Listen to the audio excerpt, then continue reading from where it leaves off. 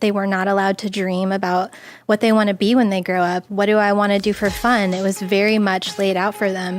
This is what you have. This is who you are. Be obedient, be quiet, things like that. And just have children, and I'm going to have other wives, and you're just going to deal with it.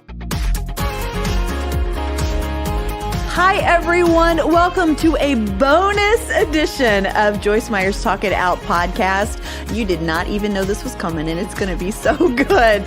We are talking about some really important things here today.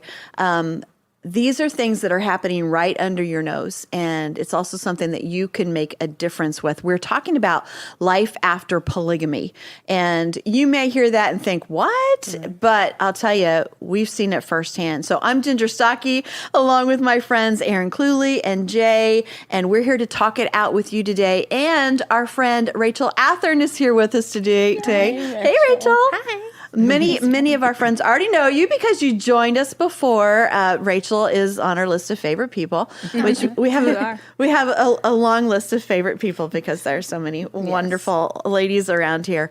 But Rachel and I recently had the opportunity to go with our Hand of Hope media team to see what is happening in one particular place in the United States where there is incredible need, especially for women and girls. And you've probably seen this on the news. This was a very sensational news piece when a polygamous cult leader named Warren Jeffs was arrested and sent to prison. And they began to see the destructive power that he had, not only among his family, which included 70 plus wives, and they don't really even know exactly how many, all of the children, but his tentacles spread all the way into the city and this entire town in Utah, right on the Utah-Arizona border, and just devastated so many lives. So our Project Girl initiative is all about helping women and girls all over the world. But this is another one of those opportunities right here in the United States to really make a difference. So we want to talk more about it, but what we really want to share is the heart behind what we saw and what women and girls are dealing with in this situation, but so much bigger than that. All over the world, right here in the U.S., this was a situation where this one man asserted complete control over this community and especially over the women and the children who had very, very little to say about what was happening. So it was not only a controlling type of abuse because it was very manipulative. He's in jail now for sexual assault of a child, of a minor. But it was also religious abuse because it was called the FLDS, which is the Fundamentalist Latter-day Saints. It's not, it's a outbreak, I guess, of the Mormon Church. And so these people were told that this man was the prophet, that basically he was their God. He heard from God. He knew things about them because God would tell him. So we had this undue control over all of them. But as Rachel and I and our team were there, we had the opportunity to work with the Short Creek Dream Center, which is working with Project Girl and Joyce Meyer Ministries to help all of these women and children because of the great needs that they have now that this man has been pulled out. But they're using the site, which is a miracle in itself, of this man's former home.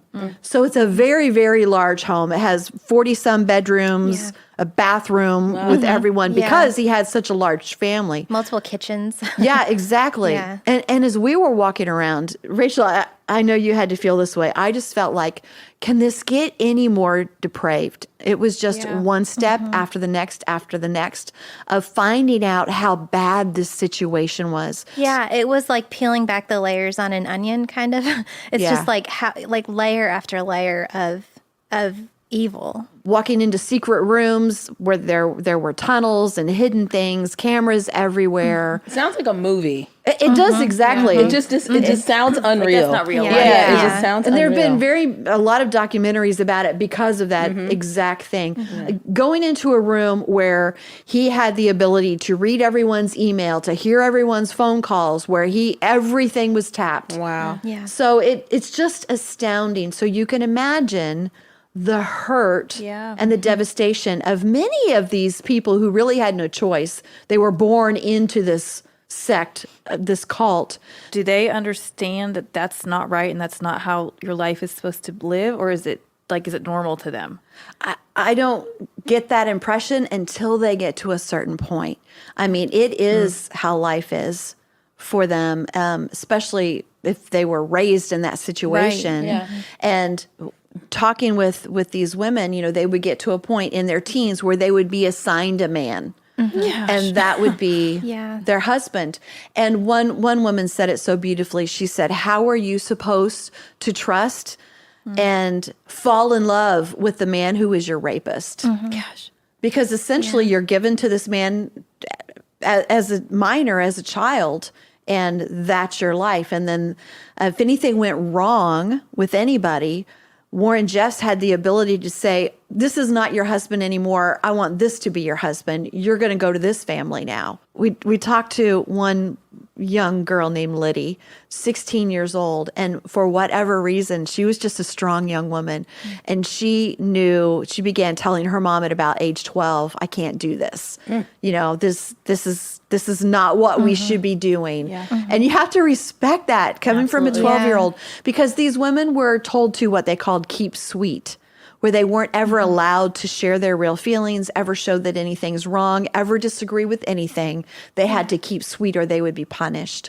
So for Liddy to speak out and say, "This is not what I want, and I'm going to run away, Mom, if you don't help me." And then it got to the point where this young girl said, I can't live like this. So the mom, facing this life or death situation of her child, did leave and took her children with her. And you think of the bravery Right. of these women to stand up and do this. And some were held against their will. Many were raped and abused. And it's not just, they're stepping out into something completely new. I mean, the outside world, they've been completely isolated from the outside world, and so they're not only leaving just that, taking themselves out of that situation, they're bringing their, 3, 4, 5, 6, 12 children. So you have a lot of single moms in this area as well. And so it was just sad to see. They don't know how to survive outside of this world. And so there's so much that we can do as Project Girl and coming in and working together with the Short Creek Dream Center, which is an amazing place. But it's very slow. It's very you have to be very careful in this work, because we can't come in and just start throwing God around and saying, "Here's your answer," because the God that they've known was not who God really is. So it comes down to just loving them and being there for them and caring for them and meeting those physical needs, education, and all of those other things first. So that's really where they're seeing the difference. Yeah, it is. I was talking to a girl named Ada, and she was very much in the middle of the program. And it was so cool because we were with her the day before, and we were watching some of the women do the equine therapy, because they have different outlets to be able to help process different things. And All the trauma and the crisis. all the trauma. I can't imagine. And so she was telling me, she was saying, I found myself crying on that horse because I couldn't even remember what I liked to do, because she was taught, like many of the other women, I am a baby making machine. I'm supposed to have a baby a year and, everything that comes with that. And so, that was their only purpose. They were not allowed to dream about what they want to be when they grow up. What do I want to do for fun? It was very much laid out for them. This is what you have. This is who you are. Be obedient, be quiet, things like that. And just have children and I'm going to have other wives and you're just going to deal with it. And this is normal. And so to see her have that moment where you might think, is the horse really going to help someone? But she had this breakthrough where she said, I loved horses.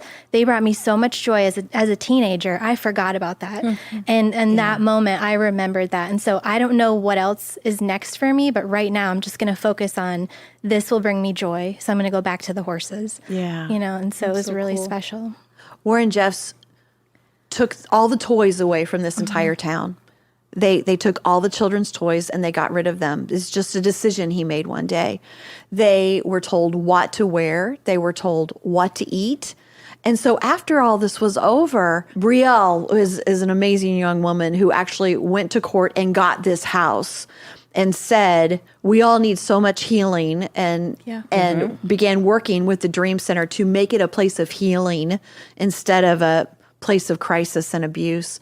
But she said, at first you sit down to order at a restaurant and you think, I don't even know what I like. Yeah. I don't even know what I like to eat.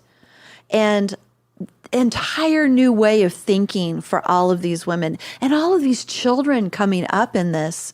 It's such an important time for them to have the real example of who Jesus is, his love, his freedom, his grace, instead of that thumb of control. Yeah, that was on going all of their that was lives. going to be my question to you. Like, how receptive are they now that they don't have this overarching, person telling them what to eat, what to wear, what to like, even their perception about God and what is the tone? What's the temperature there?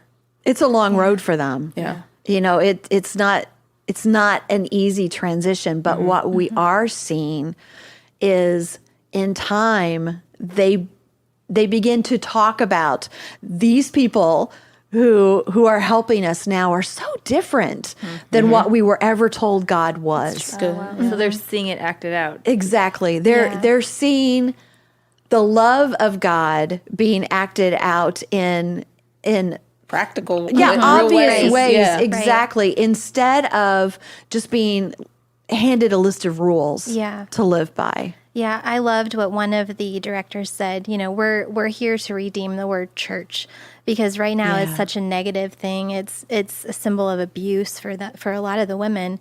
And so just having this be a marathon and not a sprint, it's really necessary, because I would say we are there for the long haul. Yeah. It's going to take time for these women. Yeah. And I just believe that so many people that are probably watching this can identify, even though, like you said, like they may not have come from communities of polygamy.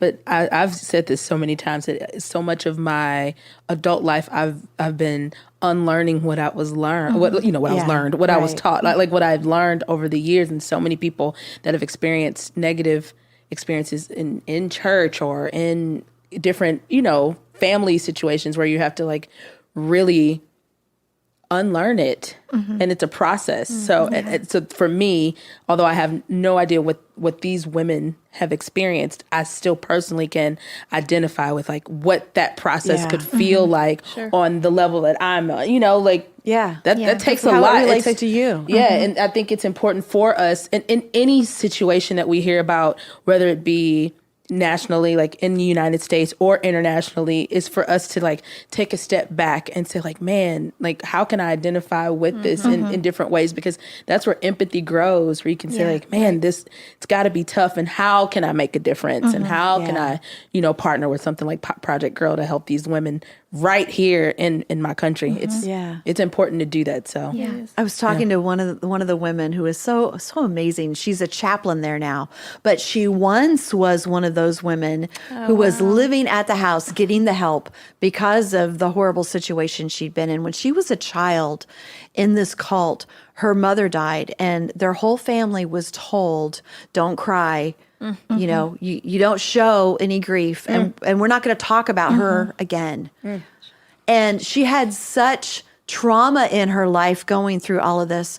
And then when she had the opportunity to see who Jesus really was and how he loved her in a completely different way, it changed her life. And so now she is the chaplain there, one of the chaplains there, sharing that with those so women. So they can respect it from her because she's been there. She's one of them. She's seen the difference that it makes.